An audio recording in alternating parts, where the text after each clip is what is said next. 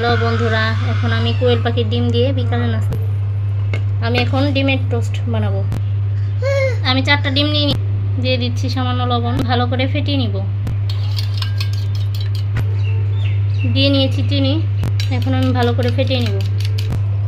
আমি একটি কড়াই নিয়ে নিয়েছি, আমি দিয়ে দিচ্ছি তেল। আমার তেল গরম হয়ে গেছে, এখন আমি দিয়ে দিব ডিম। আমার ডিম ভাজি হয়ে গেছে, এখন দিয়ে নিচ্ছি ব্রেড। আমি ভালো করে উল্টে পাল্টে ভেজে নিচ্ছি, আবার উল্টে নিচ্ছি।